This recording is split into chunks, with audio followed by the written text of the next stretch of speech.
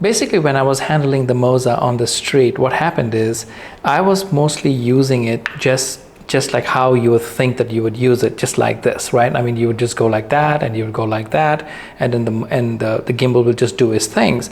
But I realized that if I'm trying to use the joystick and any of the controls, it's not going to be so easy with my hand, one hand, that I'm holding it, and I'm going to try to, maneuver it. So what I did was I used my second hand to hold it like a gun, because all the mechanism, the moving mechanism, is actually in the front. So it doesn't disturb me, like when I'm putting the hand, right? It really doesn't disturb. So it's kind of like really cool. So what happened is, let me see, I think it went to sleep. 1 second. Oh, there you go. Okay, so now it's activated. So if I turn it, it's actually turning. As you can see, I'm using my joystick and it's actually turning. So when I'm using it, I made the mistake on the street to basically just try to hold it like this, which I think what everybody thinks is done that way. And then of course they just tend to do that, okay? But I was using it two hands, and when I was using two hands, it seemed much better. That means I could hold it this way, and my hand was a little bit more free, that I could actually move the Moza around. Like, as you can see, it's moving. When I move my joystick, you see, it's moving away, which is kind of cool, because I think that's the way you could actually, control it much better, by moving it this way. All right. Now remember, this is the first time I'm handling a gimbal. I have never touched one before. I have never handled one before. I've never learned, from anybody how to use one. So I wanted to shoot a video as a test video, just to see where I stood as far as the gimbal is concerned. I wanted to do like a self-study. I wanted to basically say to myself, like, okay, just go and shoot some footage, do a little bit of edit, and see what was correct and what was wrong. So that way I can study, because it's one thing when you have a gimbal and you are shooting. It's quite another thing that when you're sitting at the computer and you're trying to edit footages, because sometimes your footage could be really, really bad. It's just because you did not know. Now, people on YouTube who are making reviews on gimbals, it is not the first gimbal that they're using. I noticed that they have multiple gimbals because they have multiple cameras, and they use multiple gimbals, and then they're just speaking it. But they already know how to use it, you see. People like me, we have never used it before. So the moment we are picking up one, we think that the gimbal is going to do a lot of the job. That's not true. You have to do a lot of the job also. It's not just like you can do whatever you want and the gimbal will take care of the business. That's not true. It is a kind of a partnership, in the sense that the gimbal will do the hard work, but it doesn't mean that you don't pay attention to what's going on. This gimbal, if you're looking at it, it is actually known as a 3-axis gimbal, because it has one motor over here, down here, one motor over here, and then there's another motor over here. It's 3 motors, 3-axis gimbal. However, you are not realizing that you're actually using what is known as a 6-axis gimbal. 3 over here, 1 over here, 1 over here, and 1 over here. So that means the way you move, combined with these 3-axis gimbal of these 3 parts, actually allows you to capture some really cool footage. That I'm learning the hard way. I was doing it by myself, and my wife was just walking around the street. We were going to the market, and I said, you know what, I will just do a follow shoot and just see what happens. One of the mistakes that I made was the joystick.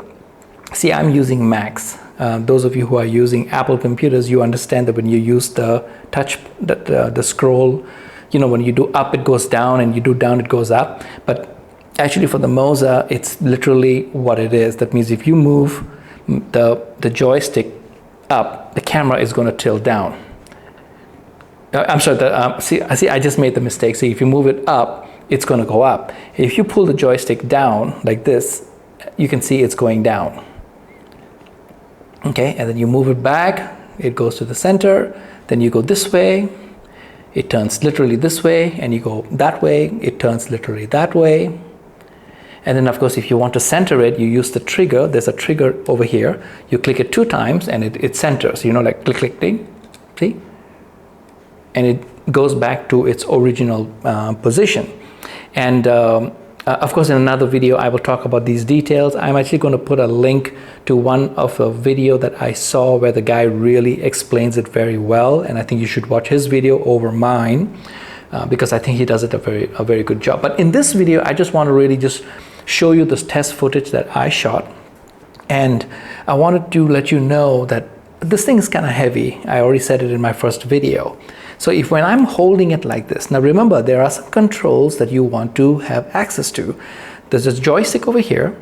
Then there's a small little panel over here right under the joystick, which I think with your thumb, you can kind of maneuver it.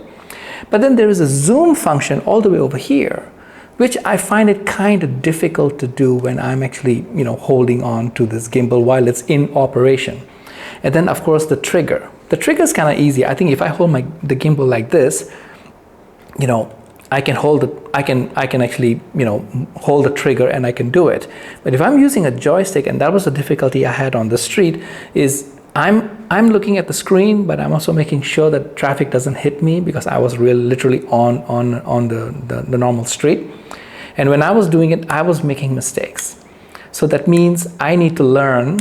Okay, I need to learn how to use the gimbal. So let's take a look at my footage, and I hope you like it because you will see I made so many mistakes. But for the most important part, that you will see that the gimbal actually does its job. It does its job very, very well, and I'm very pleased with that outcome because to me, I'm basically happy with my purchase because I'm like, okay, now I know where this is. I know where I am in the equation. I know what I need to develop as a good gimbal operator. So that way when I'm going for my shoots, I'm getting the shot that I want. Hey sister, how you doing? This is the new world calling. Learn to shake your skin. And now the curtain's rising. I love the dancers here. I want the show to begin. I got so crazy about the quality, yeah. I lost my mind some days. No longer crazy about the fortune teller. But my mistakes along the way. Man, started over without beginning. Don't you love it that way? Moving faster like a roller coaster. Don't you love it that way?